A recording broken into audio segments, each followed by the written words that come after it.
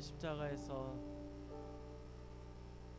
살리신 그 예수 그리스도를 바라보시면서 오직 주님 높여드리며 우리가 예배하며 나아가십시다. 저 찬양 주님 앞에 올려드리시겠습니다. 보혈을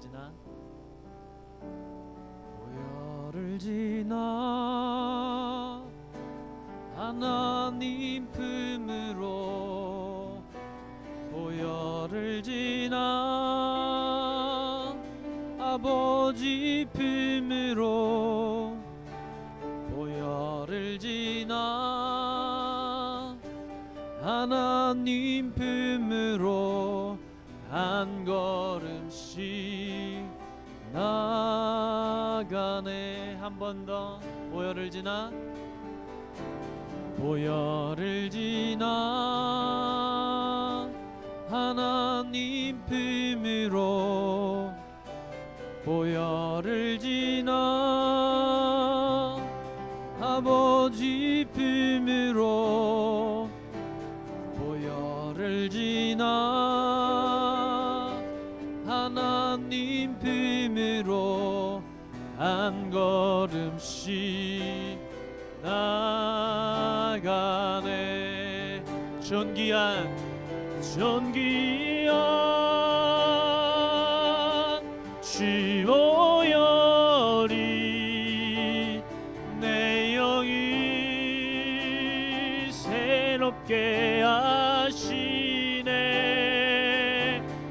존귀한 주 보혈이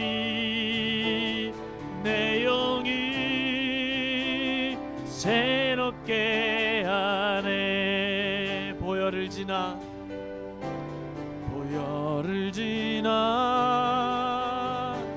하나님 품으로 보혈을 지나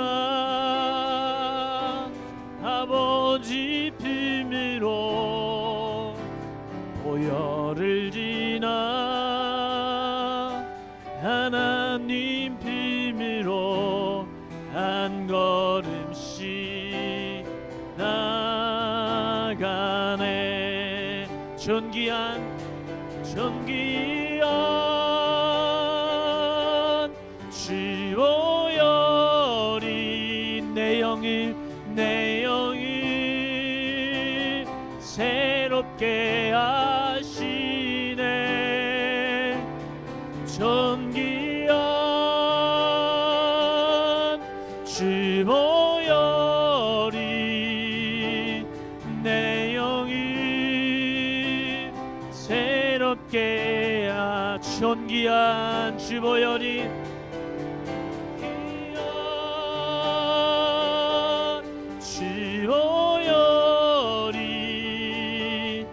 내 영이 새롭게 하시네. 존귀한 주 보혈이 내 영이 새롭게 하네. 내 영을 새롭게 하네.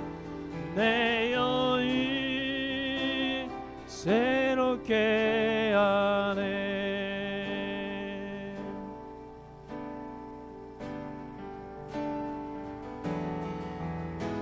6월절 어린 양의 피로 나의 삶의 문이 열렸네. 저 어둠의 권세는 이미 없네. 주 보혈의 능력으로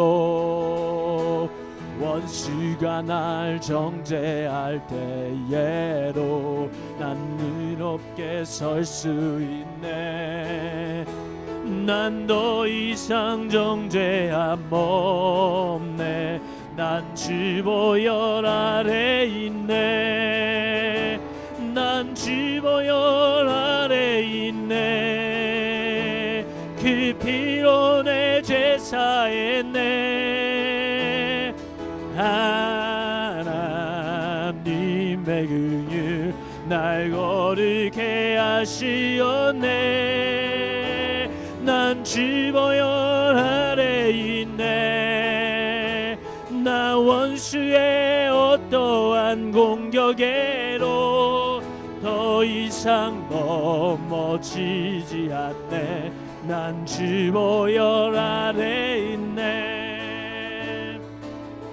6월절 어린 양의 6월절 어린 양의 피로 나의 삶의 문이 열렸네. 아멘.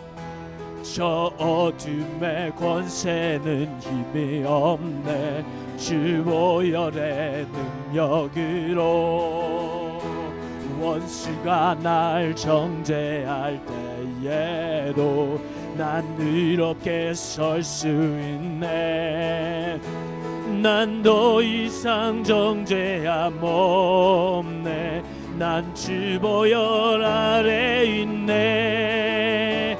난 주 보혈 아래 있네. 그 피로 내 죄 사했네. 하나님의 긍휼 날 거룩해 하시었네. 난 주 보혈 아래 있네. 나 원수의 어떠한 공격에도 더 이상 넘어지지 않네. 난 주 보혈 아래 난 주 보혈 아래 있네. 난 주 보혈 아래 있네. 그 피로 내 죄 사했네. 하나님의 긍휼 날 거룩해 하시었네. 난 주 보혈 아래 있네. 나 원수의 어떠한 공격에도 더 이상 넘어지지 않네. 난 주 보혈 아래 있네. 난 주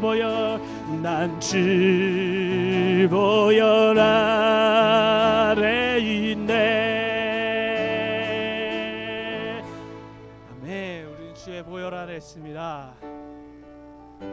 이것이 우리의 고백이고 우리의 간증이고 우리의 찬송입니다.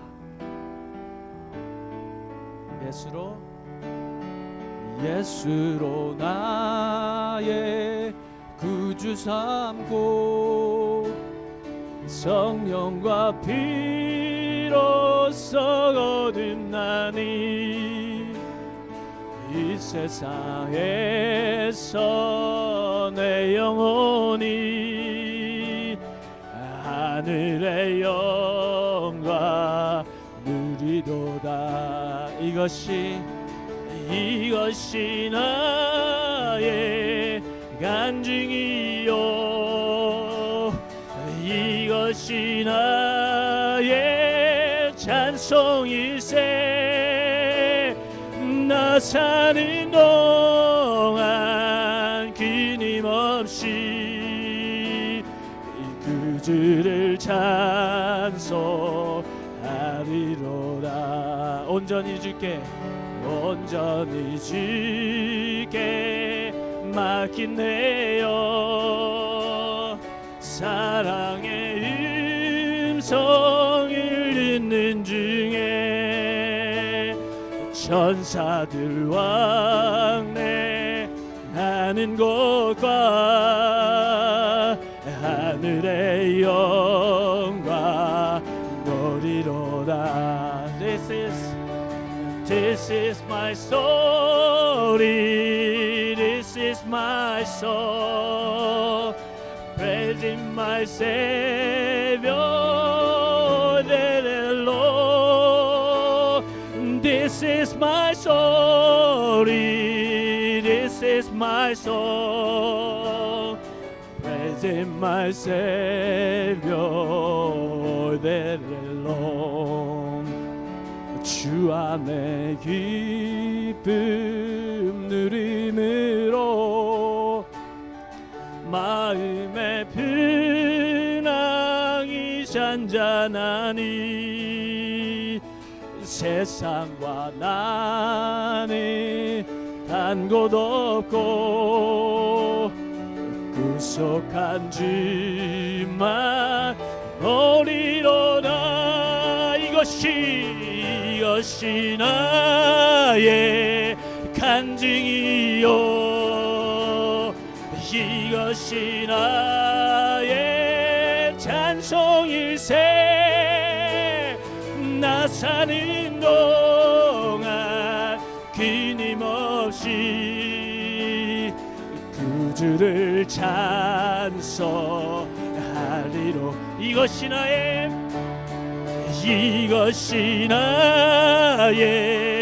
간증이요, 이것이 나의 찬송일세. 나 사는 동안 끊임없이 구주를 찬송하리로. 이것이 나의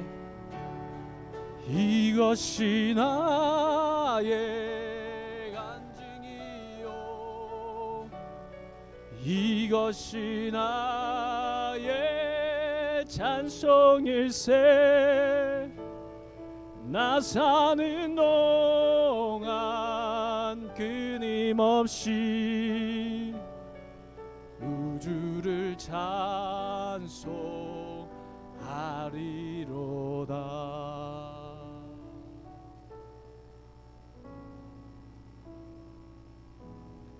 그 입술의 찬양의 고백을 가지고 우리가 주 앞에 나아가십시다. 우리의 간증과 우리의 주님 주시는 주님 주셨던 그 은혜를 가지고 주 앞에 나아가십시다. 주 앞에 나와 제사를 드리네. 마음 열어 내 삶을 드리네. 주를 봅니다. 끝없는 사랑 날 회복시키네. 이제 눈 들어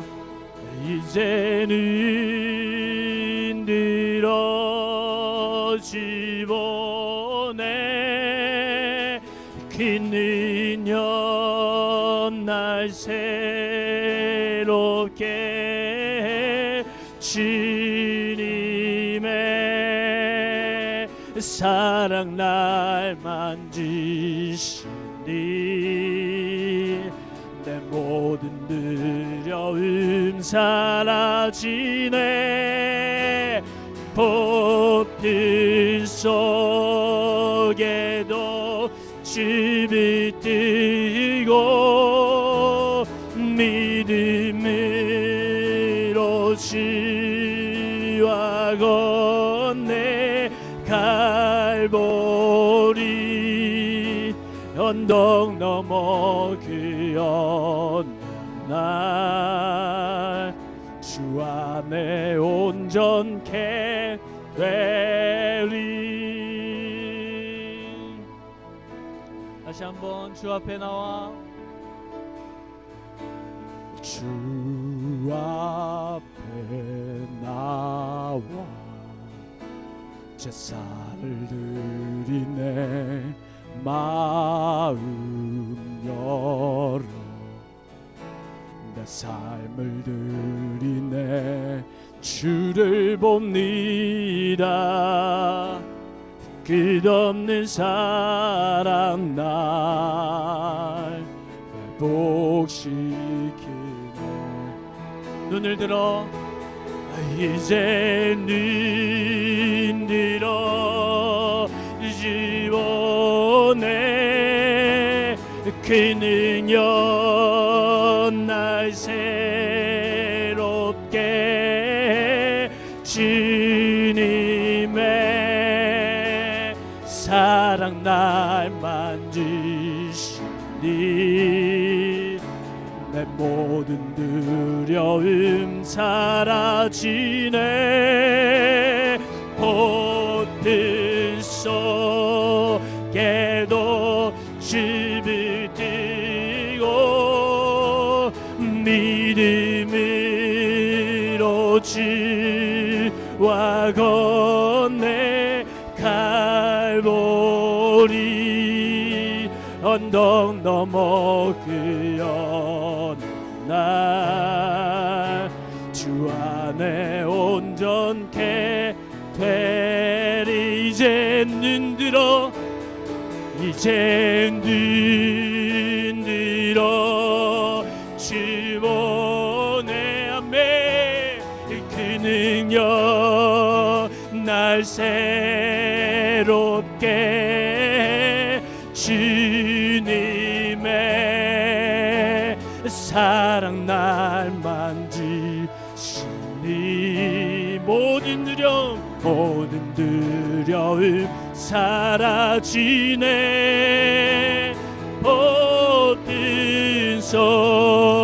속에도 집이 뜨고 믿음으로 주와 건네 갈보리 언덕 넘어 그 연날 주 안에 온전케 되리 모든 영광과 존귀와 능력 받으소서 주님 받으소서 영광과 존귀와 능력 받으소서 오 주님 받으소서 그리스도 살아계신 우리를 온전케 하실 그분 앞에 우리의 모든 영광을 올려드리며 주는 영광과 존귀와 능력 받으소서 오 주님만 받으소서 영광과 존귀와 능력 받으소서 주님 받으소서 그리스도 살아계신 하나님 모든 영광과 존귀와 능력 받으소서 주님 받으소서 영광과 존귀와 능력 받으소서 주님 받으소서 그리스도 살아계신 하나님 이 시간 우리가 주님 앞에 기도하십시다. 주님 우리가 온전히 드리는 이 예배 가운데 주를 온전히 바라보는 우리들에게 정말로 주님 주의 크신 은혜를 이 시간 우리 가운데 내려주시옵소서. 우리가 그 은혜를 온전히 누리는 자 되게 하여 주시옵소서. 그렇게 주님을 기대하시면서 주님 앞에 기도하며 나아가십시다. 다 같이 기도하시겠습니다.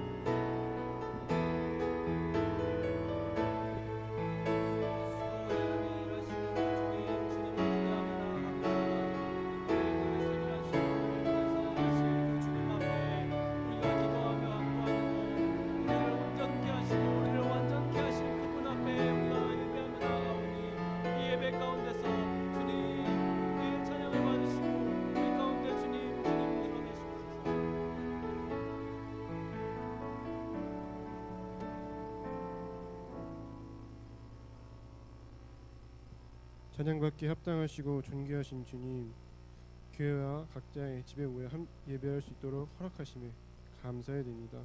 또한 이번 한 주간도 저희를 지켜주시고 함께 동행해 주심에 감사해야 됩니다. 우리의 육신으로만 교회 안에 있는 것이 아니라 우리의 마음과 생각, 우리의 영혼이 거룩하신 주님 앞에서 세워주옵소서. 오직 믿음으로 하나님께 나아가게 하시고 영원토록 존귀하신 하나님을 높이며 찬양하게 하옵소서. 우리의 연약함을 아시는 주님, 지나온 한 주간의 삶을 되돌아보면 말씀에 따라 살지 못했던 모습들을 보게 됩니다.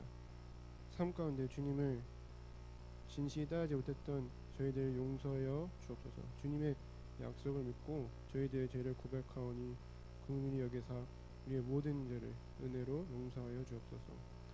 올해 지속된 코비드 기간으로 인하여 교회와 각자의 삶에 많은 변화들이 찾아왔습니다.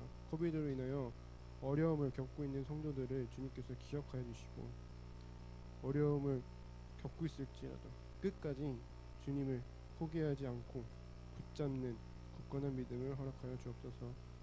어려운 환경 때문에 우리의 믿음이 연약해지기보다 오히려 더 성장하고 성숙해지는 시간이 되게 하옵소서. 그의 복구를 위해 기도하기 원합니다. 복구가 마무리되어가는 과정 가운데 있는데 남은 공사들이 차질 없이 계획한 대로 순조롭게 진행되어 교회가 하루속히 완전히 복구되게 하옵소서. 그리하여 모든 예배가 정상적으로 돌아올 수 있도록 허락하여 주옵소서. 지나온 4월 한 달도 하나님 은혜 가운데 보내게 하심을 감사를 드립니다. 4월 마지막 주일을 맞이하면서 지나왔던 한 달간을 돌아보니 감사한 것밖에 없습니다. 이제 새로운 5월을 인도하신 하나님을 찬양합니다. 하나님은 우리 인생의 인도자이시며 주인이 되십니다. 하나님의 선하신 인도하심을 감사하며 주님과 동행하는 새로운 한 달 되기를 기도합니다. 녹음이 짙어가는 5월을 맞이해 저희들의 믿음도 성숙하게 하시고 하나님을 더 깊이 알아가게 하옵소서. 하나님의 음성을 더 잘 들을 수 있도록 저희들의 민감한 마음을 귀를 허락해 주시고 하나님의 생각과 뜻을 더 잘 이해하도록 섬세한 마음도 허락하옵소서. 그리하여 우리의 삶과 우리의 행동, 우리의 생각과 우리의 태도들이 하나님의 뜻에 합당하게 하옵소서. 오늘도 은혜 받기를 간절히 사모하며 예배에 참석한 주의 자녀들을 붙들어 주시고 하나님의 사랑으로 충만하게 하옵소서. 말씀 증거하신 목사님께 성령의 충만함을 허락하여 주옵소서. 감사를 드리며 예수님의 이름으로 기도합니다. 아멘.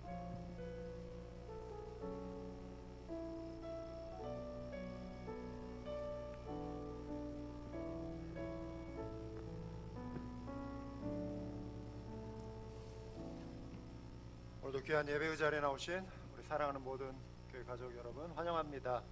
네, 우리 서로 돌아보며 우리도 서로 환영합시다. 반갑습니다. 사랑합니다. 네, 섬기겠습니다. 감사합니다. 우리 모두에게 예배드림이 기쁨이 되기 원합니다.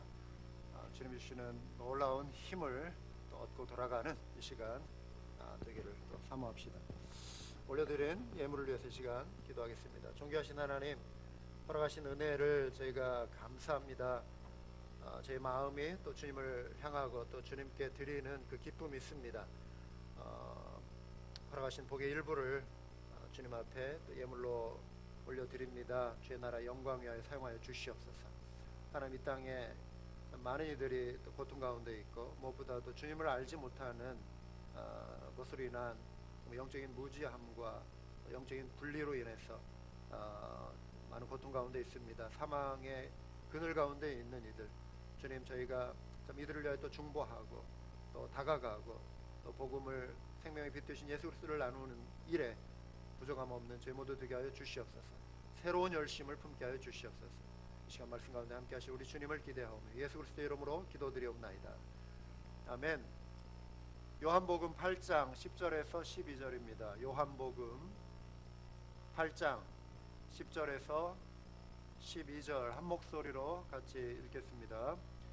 예수께서 일어나사 여자 외에 아무도 없는 것을 보시고 이르시되 여자여 너를 고발하던 그들이 어디 있느냐? 너를 정죄한 자가 없느냐? 대답하되 주여 없나이다. 예수께서 이르시되 나도 너를 정죄하지 아니하노니 가서 다시는 죄를 범하지 말라 하시니라. 예수께서 또 말씀하여 이르시되 나는 세상의 빛이니 나를 따르는 자는 어둠에 다니지 아니하고 생명의 빛을 얻으리라. 아멘. 요즘은 이제 저의 생활 습관을 조금씩 이렇게 바꿔 보고 있는데요. 그 중에 하나는 이제 점심 식사를 하고 나서 바로 이렇게 자리에 앉는 것이 아니라, 이전에는 그랬어요. 밥 먹고 나서 바로 그냥 앉아서 또 하던 일 계속 하고 그랬는데, 식사하고 나서 바로 밖에 나와서 한 20분에서 30분 정도 이렇게 걷습니다. 동네 한 바퀴를 돌고 또 공원 한 바퀴 이렇게 돌면 한 그 정도 시간이 됩니다. 그러다 보니 이제 걸으면서 주변에 이렇게 관찰할 것들이 가끔씩 눈에 띄어요. 어느 날 이렇게 보니까 공원 한편에 있는 그 어느 집 주택 그 잔디밭에 편말이 하나 이렇게 꽂혀 있었어요. 짧은 글귀로, 여러분 보이시죠? The world needs your light. 세상은 주님의 빛이 필요합니다. 당신의 빛이 필요합니다. 이게 your light, 이게 이제 우리를 가리키는 게 아니라 여기 밑에 이렇게 보면은 교회 이름이 또 적혀 있어요. 그래서 이제 주님, 하나님, 예수 그리스도를 상징하는 your light, 주님의 빛이 필요합니다. 그 글을 보면서 제가 스스로에게 질문을 던져 봤어요. Why? 왜 주님의 빛이 필요할까? 왜 세상은 주님을 따라야 할까? 이 생각을 해보게 되었습니다. 그것을 묵상하며 집으로 이렇게 돌아오게 되었어요. 여러분, 빛의 반대는 뭐죠? 어둠이죠. 그래서 이 세상이 어둠 속에 있다, 이런 말을 우리가 많이 표현합니다. 어둠은 결코 어떤 추상적인 개념이 아니에요. 실체예요. 우리가 경험하는, 우리가 관찰하는 실체입니다. 어둠에 속한 단어들을 한번 떠올려 보세요. 말씀을 준비하면서 제가 깊이 뭐 이렇게 생각하지 않고 그냥 툭툭툭툭 쳐서 생각나는 대로 적어본 단어들이 이래요. 연일 뉴스를 통해 접하는 많은 소식들이잖아요. 죄악으로 가득한 이 땅의 절망과 고통을 대변하는 이런 단어들: 살인, 강도, 강간, 폭력, 전쟁, 테러, 납치, 학대, 사기, 시기, 미움, 증오, 위선, 불의, 허영, 탐욕, 뭐 망설임이 없이 이런 단어들이 툭툭툭툭 나오는 거예요. 어둠에 속한 세상, 여러분, 추상적인 건 아닙니다. 실체예요. 실체. 세상의 모습이에요. 그런데 예수님께서 이 어둠에 가득 찬 이 땅에 빛으로 오셨다는 것이죠. 빛으로 오셨어요. 그래서 요한복음 8장 12절에 예수님은 나는 세상의 빛이니 나를 따르는 자는 어둠에 다니지 아니하고 생명의 빛을 얻으리라, 이렇게 말씀하셨습니다. 여러분, 이 말씀을 선포하시기 이전에 요한복음의 내용을 보시면 8장 1절부터 11절까지의 문맥 속에 등장하는 한 이야기에 우리가 관심을 가질 필요가 있습니다. 왜 세상은 빛 되신 예수님을 따라야 하는지를 이해할 수 있는 사건이에요. 오늘 말씀의 무대는 예루살렘 성전입니다. 그곳에서 예수님이 주변에 둘러싼 사람들에게 하나님의 말씀을, 하나님 나라에 대해서 가르치시기 시작했습니다. 그런데 갑자기 낯선 이들이 예수님의 이 야외 강의실에 불쑥 찾아와요. 예수님의 강의를 방해하기 시작합니다. 이들은 서기관들과 바리새인들이었어요. 특이한 사실은 그들 중에 한 여인이 끼어 있었습니다. 그 여인도 예수님에게 뭔가를 따지기 위해서 온 게 아니라 고개를 상상을 해보면 고개를 팍 숙이고 있고 온통 수치심과 두려움에 휩싸인 채 이들에 이끌려서 그 한복판에 오게 된 거예요. 가련한 여인이었습니다. 3절에 보시면 서기관들과 바리새인들이 음행 중에 잡힌 여자를 끌고 왔다. 그리고 그 여자를 가운데 세웠다. 이러한 내용이 나오죠. 여기서 음행은 결혼한 여인이 남의 남자와 정을 통했다는 의미입니다. 그런데 그 여자가 바로 현장에서 사람들에게 발각이 된 거예요. 얼마나 참 수치스러운 일이겠습니까? 미국의 아주 유명한 소설 가운데 너서니엘 호돈이라고 하는 분이 쓴 주홍 글씨가 있죠. The Scarlet Letter라고 하는 유명한 소설이에요. 여기에도 여자 주인공 헤스터라고 하는 이 여인이 음행에 그가 저지른 이 죄를 배경으로 펼쳐지는 소설입니다. 영화로도 여러 편 만들어졌어요. 엄격한 청교도 마을이 배경이에요. 거기에서 여자 주인공은 첫 장면에서는 누가 상대방 남자인지는 드러나지 않지만 이제 그것을 추측해 볼 수 있는 장면들이 쭉 이어지긴 하죠. 불륜으로 낳은 딸을 품고 법정에 섭니다. 감옥에 이미 갇혀서 처벌을 받고 있는 수감된 상태에서 감옥에서 딸을 낳았어요. 처벌은 뭐냐면 가슴에 간통이라고 하는 단어, 영어 단어 adultery를 상징하는 단어의 첫 글자 A, 주홍 글씨로 새겨진 이 장식을 옷에 앞에 부착하고 평생 살아야 하는 처벌이었습니다. 죄인의 낙인이 그녀의 삶을 평생 따라다닌 것이죠. 여러분 요즘은 뭐 한국 같은 경우 간통법 폐지하지 않았습니까? 그래서 사람들이 도덕적으로 그리고 어떤 이런 법적인 제어 장치가 풀리면서 더 많이 해이해지고 그런 기준들이 약해지는 것이 사실입니다. 하지만 여전히 사회의 통념상 음행은 가정을 무너뜨리죠. 그렇죠? 한 남자 한 여자의 결혼관계, 이 결혼관계를 무너뜨리고 위협을 주기도 하고 또 이 사실이 사회에 드러날 때 수치심과 또 비난을 피할 수 없는 그러한 죄로 여겨지는 것이 사실입니다. 신약시대의 유대 문화에서 이 음행의 죄는 굉장히 엄격하게 다루어졌어요. 서기관들과 바리새인들이 여인을 지금 사람들 앞에 그리고 예수님 앞에 세우고 질문하지 않습니까? 율법에는 음행한 자를 돌로 치라고 했는데 예수님, 당신의 생각은 무엇입니까? 당신의 판단은 무엇입니까? 확인하고 싶어 했습니다. 그들이 예수님께 질문한 이유는 6절에 나와 있어요. 그들이 이렇게 말함은 고발할 조건을 얻고자 하여 예수를 시험함이라. 그러니까 단지 이 여인의 죄를 지금 찾아서 처벌하려고 하는 차원이 아니라 이들의 더 깊이 있는 목적은 예수님을 어떻게 하면 위험에 더 예수님을 고소할 그러한 거리를 찾을 수 있을까. 그래서 여인을 이용하는 것뿐이었어요.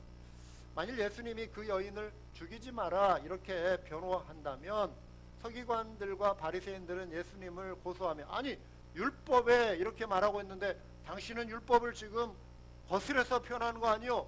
율법을 어기는 거 아니요? 하면서 이제는 율법을 따르지 않는다 하면서 싸잡아서 예수님을 고소할 근거를 하나 만드는 거예요. 그래 처벌해라 이렇게 말을 했다면 이들은 또다시 간교하게 예수님의 말을 이용해서 아니 로마법에서는 공공장소에서 우리가 로마의 지금 다스림을 받고 있는데 공공장소에서 즉결 처형을 하는 것은 로마법에 어긋나는 건데 그러면서 또 로마 법정으로 예수님을 고소할 수 있는 하나의 트랩 그런 것을 지금 만드는 거예요. 고소거리를 지금 만드는 것이죠. 자, 순간적인 판단이 요구되는 상황이죠. 예수님이 이 상황을 어떻게 대응하시는가?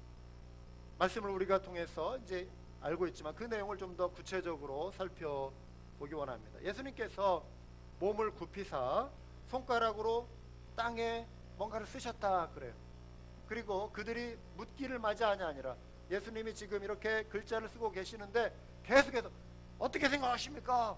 어떻게 하면 무엇이 당신의 판단입니까? 하면서 계속 물었다 이거예요. 그러자 예수님이 이제 다시 일어서셔서 이르시되 너희 중에 죄 없는 자가 먼저 돌로 치라 하시고 이렇게 말씀하신 거예요. 예수님이 몸을 굽혀 손가락으로 땅에 뭔가를 쓰셨어요.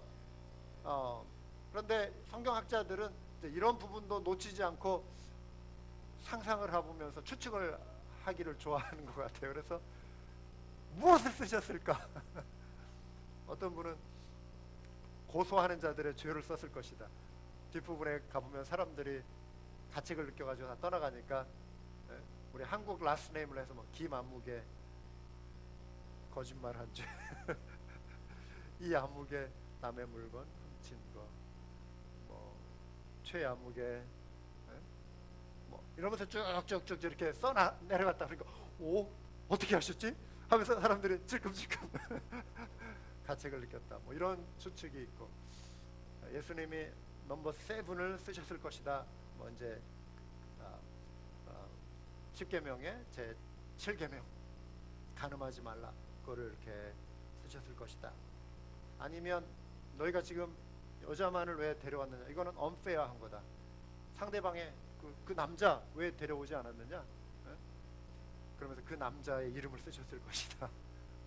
혹은 마지막으로 mercy, 자비, 이 글자를 쓰셨을 것이다.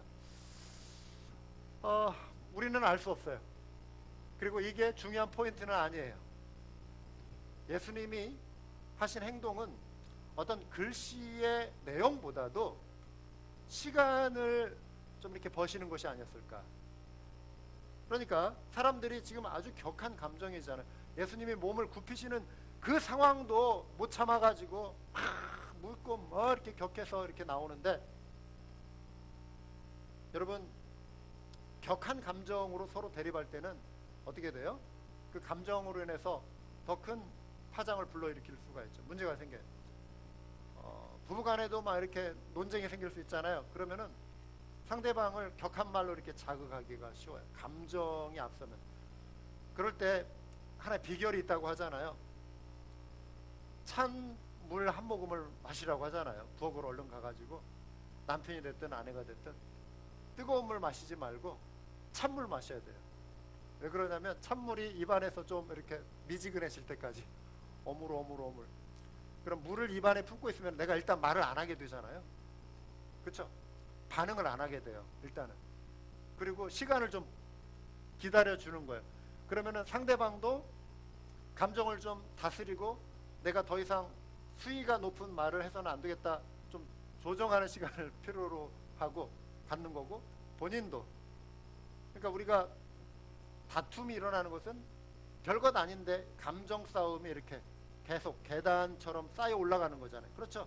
그러니까 뭐 옛날 이야기도 나오고 10년 이야기도 나오고 10년 전 이야기도 나오고 뭐 이러면서 자극하게 되는 것이죠. 자, 예수님이 어쩌면 이들의 격한 감정을 좀 진정시키기 위해서 생각해 보도록 몸을 일으켜 세우시고 다시 말씀하시잖아요. 너희 중에 죄 없는 자가 먼저 돌로 치라. 이 말씀은 음행한 여인을 율법으로 정죄하는 그들을 향하여 하신 말씀이에요. 죄 없는 자가 돌로 치라. 무슨 뜻이에요? 너희 중에 지금까지 살아오면서 한 번도, 단 한 번도 죄 안 지은 사람 있어? 손 들어봐. 손 들어봐.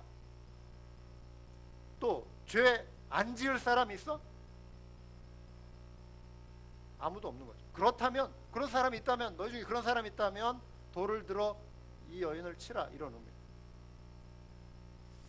어쩌면 이 말씀을 듣는 자들을 향하여 예수님께서 그들의 선한 양심, 그들에게 있는 선한 양심을 지금 찾아서 예수님이 하시는 말씀인 거예요. 그들의 그 양심을 자극하시는 말씀이죠. 너희 중에 죄 없는 자가 먼저 돌로 치라. 이 말씀은요, 그런데 예수님만 하셔야 이게 어울리는 말씀이에요. 사실은 예수님만 하실 수 있는 말씀이에요. 어떤 의미에서는. 자, 내가 뭔가 지금 잘못했어요. 그런데 사람들이 나를 이렇게 뭐 비난하는 것 같잖아요. 너희 중에 죄 없는 자가 나 돌로 쳐봐. 이거는 좀 약간 뻔뻔하게 느껴지잖아요. 좀 잘못하고 반성하고 그래야 하는데, 그런 태도가 아니라 자기 죄를 뉘우치기는커녕 니들은 뭐 잘했어 막 이런 식으로 나오면 창피한 줄 모르는 밉상처럼 보여지잖아요. 또 죄인을 무작정 두둔하는 거. 예? 이 사람 뭐 잘못, 당신들은 뭐야, 뭐 이런 식으로 또 이렇게 두둔하고. 그러나 하나님만이 하실 수 있는, 예수님이 하실 때 이 말씀이 더 어울려. 제일 어울리는 것이죠. 너희 중에 죄 없는 자가 돌로 치라. 그러면서 예수님이 다시 몸을 굽혀 손가락으로 땅에 뭔가를 쓰십니다. 또 생각해 보라는 것이죠. 자, 이 말씀을 던지셨어요? 생각해 보라. 너희 중에 죄 없는 자가 먼저 돌로 치라. 그러면서 사람들이 이제 양심의 가책을 느끼기 시작합니다. 자, 이 예수님의 반응과 대응은, 그리고 판단은 너무 의외였어요. 정말 예수님의 한수, 신의 한수.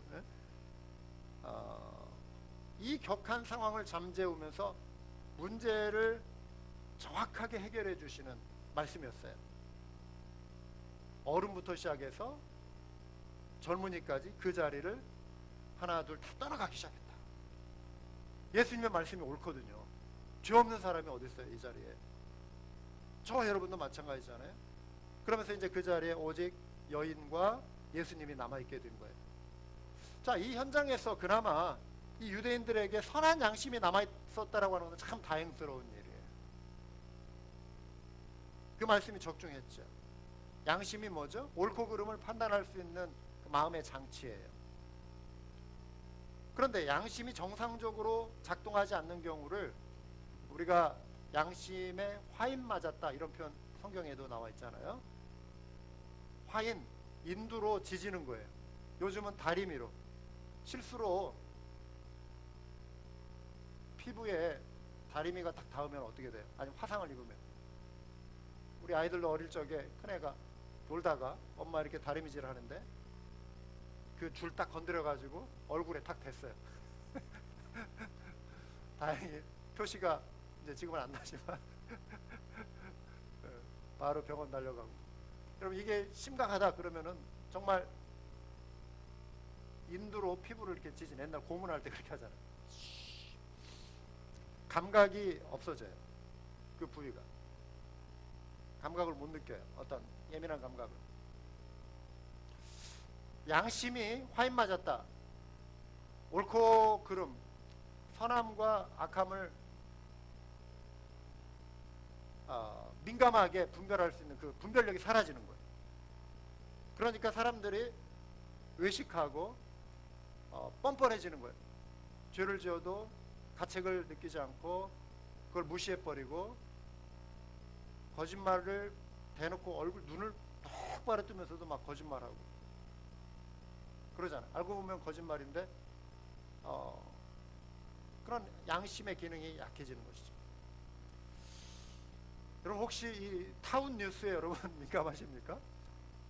제가 어느 분이 며칠 전에 전화를 했어요. 황 목사님, 그 이야기 들었습니까? 아니 무슨 얘기인데? 여기 뭐 포토스에 살다 보니까 뭐 달라스 돌아가는 소식 잘 몰라요. 그러니까 그냥 모르고 사는 게 편하지 뭐 이런 말씀하시더라고요. 달라스의 전직 중앙일보 사장님과 관련된 뉴스에 여러분들도 이쪽 시골에 사시니까 이 도시 이야기를 잘 모르시는군요. 난리 났어요, 달라스에. 2020년 11월 19일 숙환으로 죽음을 맞이해 어느 목사님의 장례 예배를 통해서 어쨌든 장례식이 거행이 됐어요. 그런데 그로부터 넉 달이 조금 지나 2020년 3월 29일에 한인타운에 그 죽은 자가 살아서 나타난 거예요. 깜짝 놀랐겠죠. 네? 얼마나 놀랐겠어요. 부활한 것도 아니고. 그것이 알고 싶다, 여러분 알아요? TV 프로그램. 거기에 취재감이 가짜 장례식을 치른 거예요. 알고 보니까 죽지 않았는데 가짜 장례식. 남편과 아내의 진실 게임이 시작이 됐어요. 거짓말. 한편은 거짓말하고 있어요. 남편은 나의 장례식에 대해서 나는 최근까지 몰랐다. 그리고 나는 생명의 위협을 받고 있다. 그러니까 아내 측은 남편이 직접 원해서 이루어진 것이다. 어디가 아팠나 봐요. 미신의 남편이 심취해가지고 구슬하면 자신이 낫는다. 그리고 장례식을 치르면은 내가 빨리 낫는다. 이것을 믿고 내 장례식을 치러달라라고 와이프에게 부탁해서 그렇게 했다. 아내 측은 남편 탓을 하는 거예요. 여러분, 그 자리에 장례식에 많은 조문, 코비드 기간임에도 불구하고 조문객들이 왔고 또 어떤 영향력 있는 어떤 기관의 사장이니까, 안 그래요? 또 조회금도 많이 또 가져오고, 지역사회 이게 광고도 신문에 대문짝 일면, 그러니까 전면 기사로도 나오고, 또 그 어느 목사님인지 저는 잘 모르겠지만 어느 한 교회 목사님이 가서 장례 예배도 치러주고, 그러니까 교회 다녔다는 거 아니에요? 또 신문 기사에는 집사님이라고 나와 있어요. 여러분, 양심의 화인이죠. 화인을 맞으면. 자, 여러분 다시 그 상황으로 돌아가 보죠. 말씀으로 돌아가 보면, 모두가 떠나간 그 자리에 예수님은 그 여인에게 말씀하셨어요. 예수께서 일어나서 여자 외에 아무도 없는 것을 보시고 이르시되, 여자여, 너를 고발하는 그들이 어디 있느냐? 너를 정죄한 자가 없느냐? 대답하되 주여 없나이다. 예수께서 이르시되 나도 너를 정죄하지 아니하노니 가서 다시는 죄를 범하지 말라 하시니라. 나도 너를 정죄하지 아니하노니 다시는 죄를 범하지 말라. 예수님의 말씀에는 균형이 있어요. 먼저 나도 너를 정죄하지 않는다, 이 말씀은 예수님의 사랑이에요. 예수님의 용서하시는 긍휼이에요. 예수님은 지금 수치심에 고개를 숙이고 있는 여인의 마음을 살피셨죠. 그 여인이 이 과정 속에서 뉘우침이 있었을 것 같아요. 주님이 아시고 무작정 그냥 덮어주시는 것이 아니라 그 여인의 정말 비참해하는 그 모습을 보시면서 그 죄를 용서하시고 죄인을 사랑하시는 말씀으로 표현하신 거예요. 여러분 중에 혹시 어떤 죄로 인해 깊은 정죄감에 혹시 사로잡혀 계신 분 안 계십니까?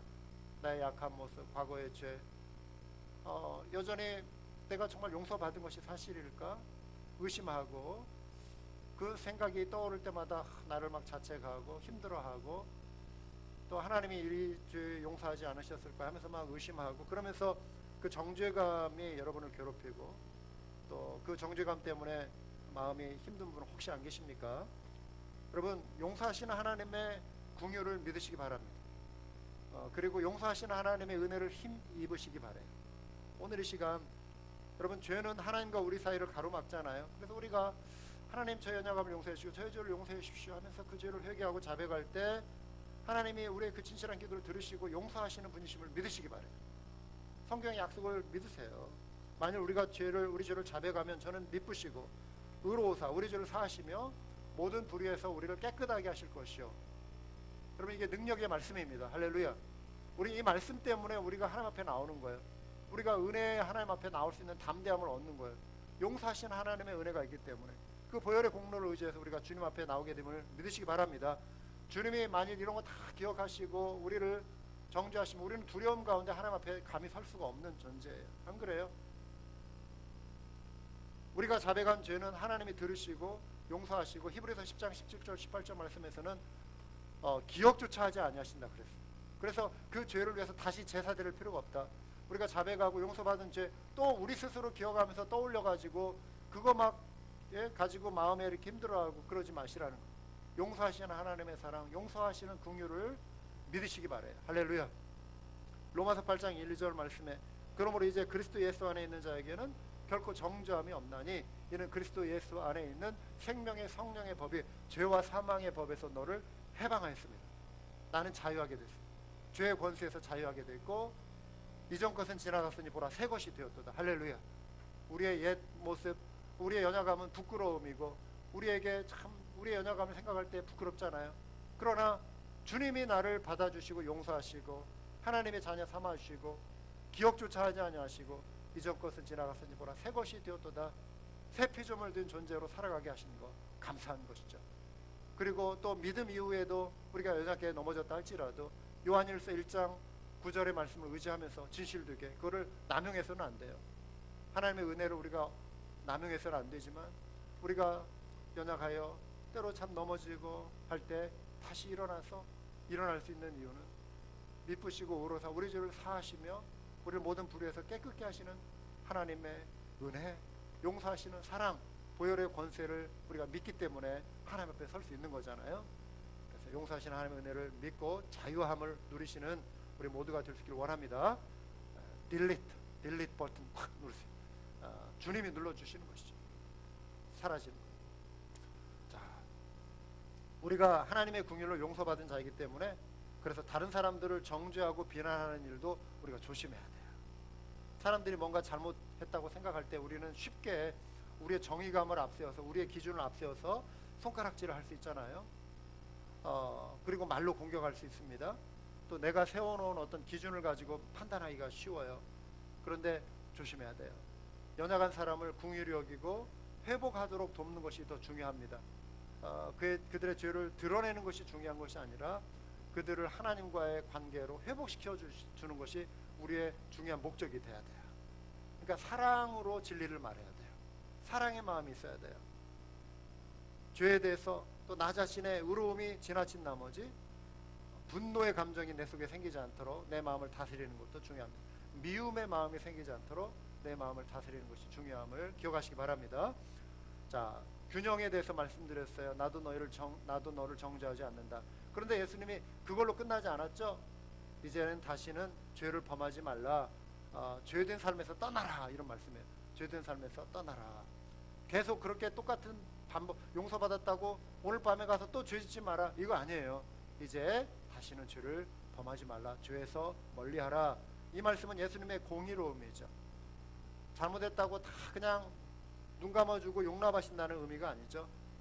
죄를 범하지 말라 말씀하셨어요. 왜 그렇죠? 죄의 열매는 사망이에요. 죄의 열매는 심판이에요. 우리 믿은 자들이 죄 가운데 계속 거하면 하나님의 그 상급을 잃어버려요. 하나님과의 관계가 막혀요. 기도가 막혀요. 우리는 비참한 삶을 살게 돼요. 믿었다고 하고 하나님의 자녀가 되었다고 하지만 죄악의 포로가 된 사람들도 있어요. 백슬라이딩, 넘어지는 자들이 있어요. 영적인 침체 가운데 믿지 않는 자들보다 더 심각하게 살아가는 사람들도 있어요. 이런 비참한 삶을 살게 되는 거예요. 죄에 져버리면. 그러니까 그러지 말고 매일매일 경계하며 깨어있어라. 이게 예수님의 말씀이에요. 롭 베리라고 하는 분이 있어요. 이전에 목사였어요. 그런데 성경을 왜곡하기 시작했어요. 그러면서 이분의 대표적인 주장이 지옥이 없다. 그리고 모두가 다 구원받는다. 이걸 주장하기 시작했어요.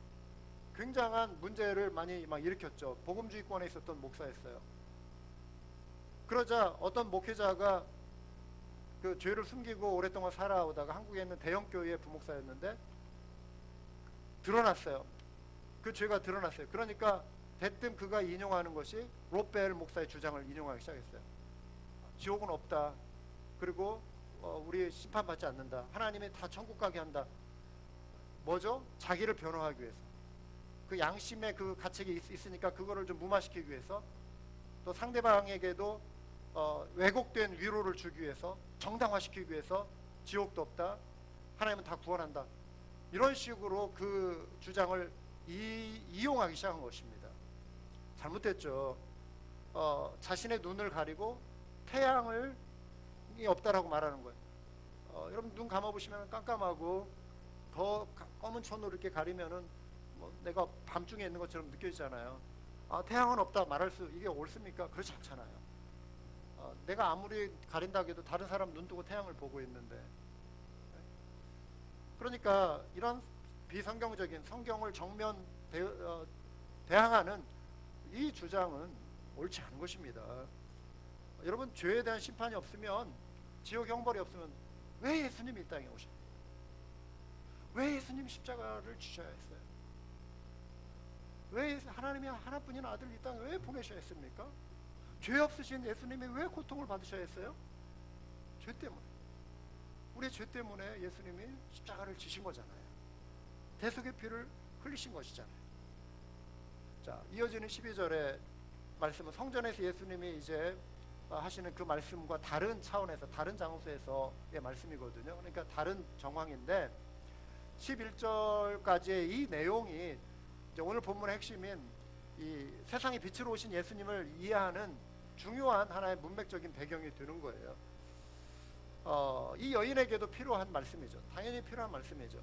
다시는 죄를 짓지 말라. 어떻게 죄를 이기고 살 수 있는가?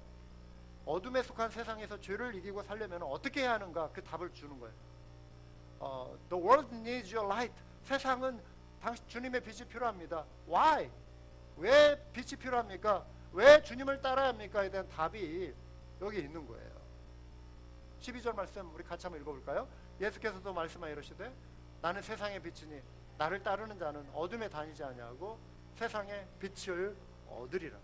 음행하다가 현장에서 붙잡힌 이 여인의 삶은 어둠이었잖아요. 그런데 이제 여인이 죄의 유혹을 이기며 승리할 수 있는 비결은 단지 그 순간의 어떤 결심만으로 되지 않아요. 이제 나는 새로운 삶을 살아야지, 예수님의 가르침을 따르며 살아야지, 그 결심만 가지고 안 돼요. 예수님의 말씀처럼 빛 가운데 거해야 죄를 이길 수 있는 거예요. 빛으로 나와야 하는 거예요. 세상의 빛이라고 말씀하셨습니다. 그래서 빛 되신 주님을 따를 때 우리는 어둠에 다니지 않게 됨을 믿으시기 바랍니다. 빛 되신 예수님을 따른다는 거 어떻게 따르는 것이죠? 우리가 이 건물 밖으로 나가야 한다는 의미인가요? 태양빛을 따라야 한다는가요? 그거 아니잖아요. 빛을 따른다는 것은 구체적으로 하면 말씀을 따르는 거예요.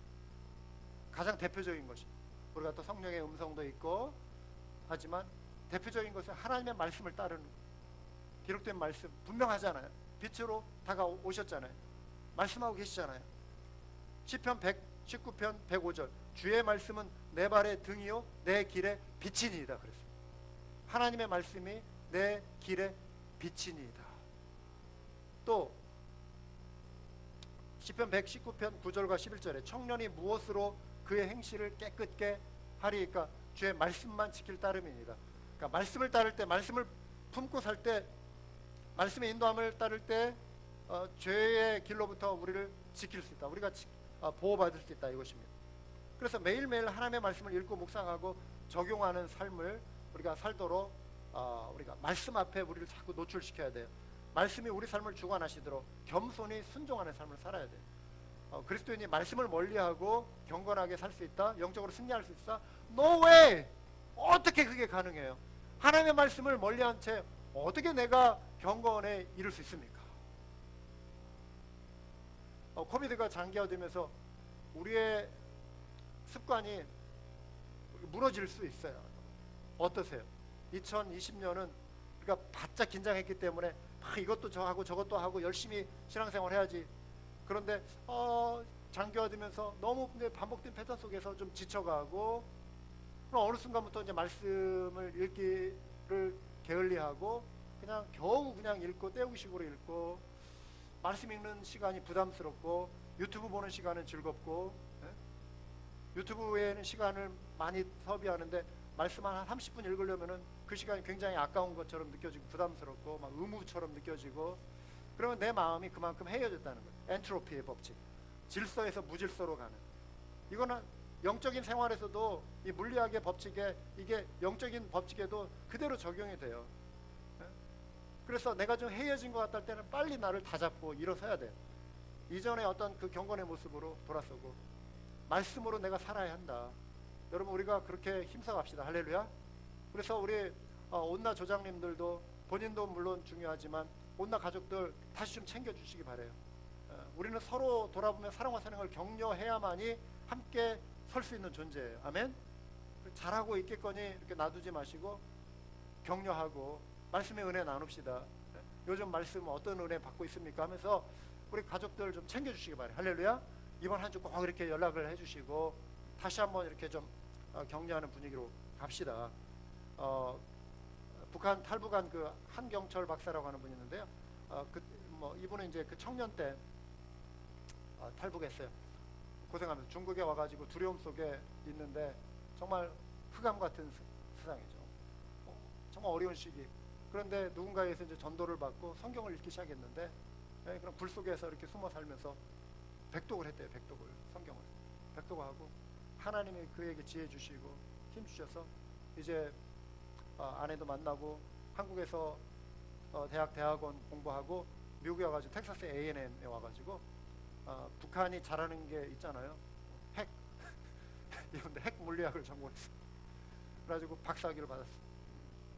아주 스마트한 분이에요. 아주 스마트한 분. 근데 지금 교수로 가르치고 있어요. 아주 젊은 분이에요. 성경을 백독하고 어려운 시기에 말씀으로 이기고 승리하고 두려움을 이겨내고 이 코비드의 두려움 속에 우리가 말씀으로 승리합시다. 성경은 어둠에서 빛으로 나온 우리의 모습을 묘사하죠. 너희가 전에는 어둠이더니 이제는 주 안에서 빛이라. 빛의 자녀들처럼 행하라. 빛의 열매는 모든 착함과 의로움과 진실함에 있느니라. 에베소서 5장 11절에는 너희는 열매 없는 어둠의 일에 참여하지 말고 도리어 책망하라. 자, 서두에 열거한 단어들이 있어요. 살인, 강도, 강간, 폭력, 전쟁, 테러, 납치, 학대, 사기, 시기, 미움, 증오, 위선, 불의, 허영, 탐욕, 이 세상의 어둠에 속한 모습. 그러나 이 말씀이 진리가 빛이 우리에게 들어오면 모든 착함과 의로움과 진실함, 빛에 속할 때 주시는 하늘의 풍성한 약속이 우리에게 있다라고 하는 것입니다. 자유와 기쁨이 있어요. 죄의 힘은 여러분 무척 강력합니다. 그렇죠? 죄는 강력해. 그러나 그래서 우리의 스스로의 힘으로는 죄에서 벗어나기가 어려워요. 죄의 권세는 계속 우리를 에워쌉니다. 따라서 오직 예수 그리스도 안에 있는 생명의 빛을 바라보고 빛 되신 주님 앞으로 나오는 것만이 죄에서 자유롭게 된다라고 하는 것. 오늘 그 말씀을 들었습니다. 말씀의 능력을 힘입는 것이 비결이에요. 죄 용서받은 저와 여러분 역시 죄의 권세에 사로잡히지 않으려면 빛 되신 주님을 날마다 따라야 돼요. 매일 성경 읽기를 다시 한번 말씀드립니다. 꼭 실천하시고 또 주일 예배에 나와서 예배의 감격, 찬양의 기쁨을 회복하시고 또 말씀의 능력을 힘입기 바랍니다. 이번 한 주도 주님이 주시는 말씀의 능력 안에서 그 빛의 조명을 따라서 죄를 이기고 승리하는 우리 모두가 다 될 수 있기를 주님의 이름으로 부탁드립니다. 우리 한번 기도하시겠습니다. 우리 주님은 말씀하십니다. 이전 것은 지나갔으니 보라 새 것이 되었도다. 보혈의 능력은 강력합니다. 하나님 용서하지 못할 죄 없어요. 그 보혈의 능력은 모든 죄를 다 녹여내고도 남아요. 다 지워버리세요. 용서하시는 능력입니다. 우리의 연약함, 우리의 부족함, 나의 연약함이 있어요. 그러나 우리 주님은 보혈의 공로로 우리를 다 용서하셨고 우리를 받아주셨어요. 그리고 이제 빛 가운데 거하라고 약속하셨어요. 우리는 천국의 소망을 바라보고 나아가는 존재입니다. 얼마나 놀랍습니까? 빛의 자녀로 살아가는 이 감사, 감격을 누리면 주님을 따르는 삶 되기 원합니다. 오늘도 새 힘 주시고 말씀의 능력을 통해서 저의 발걸음을 비춰 주시옵소서. 조명하여 주시옵소서. 우리 한번 이 약속의 말씀, 능력의 말씀을 의지하면서 우리 통성으로 기도하시겠습니다. 하나님 아버지 감사합니다. 주님 용서하시는 은혜, 주님 빛 되신 그 은혜를 인하여 감사합니다. 이끄시는 은혜 감사합니다. 허물과 죄로 죽었던 저희들 정말 주님의 용서하심이 아니고서는 우리는 여전히 두려움과 좌절과 낙심과 절망 가운데 살아갈 수밖에 없는 존재들이지만 우리 주님 우리를 받아주셨고 우리를 용서해 주신 것 감사합니다. 주님의 보혈의 공로로 우리의 죄를 눈보다도 더 이기게 해주신 것 감사합니다. 동이 서에서 먼 것 같이 우리의 죄를 멀리 해주신 것 감사합니다. 아버지 하나님 이제 빛 가운데 거하는 존재로 우리를 불러주신 것 감사합니다. 빛의 자녀로 살아가게 하신 것 감사합니다. 빛을 따라 살아가는 저희들에게 하여 주시옵소서. 하나님 빛의 자녀로 말씀의 권능을 힘입어 살아가는 저희들에게 하여 주시옵소서. 오 주님 도우시고 주여 도우시고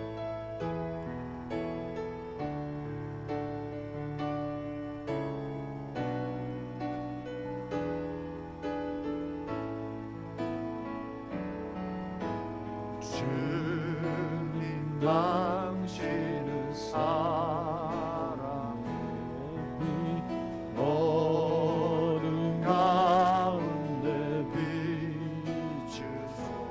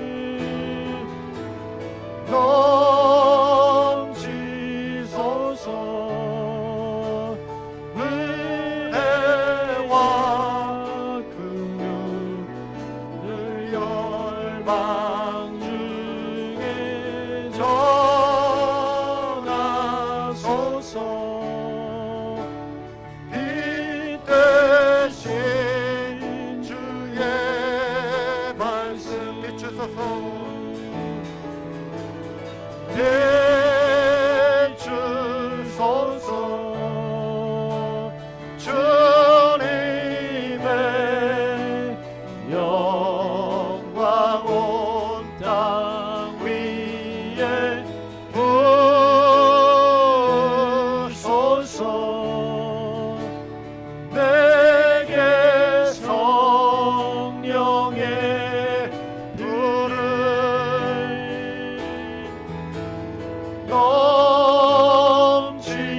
넘치소서.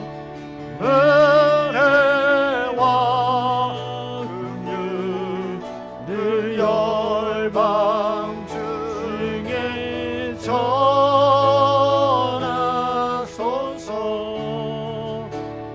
빛 대신 주의 말씀. 주님 감사합니다.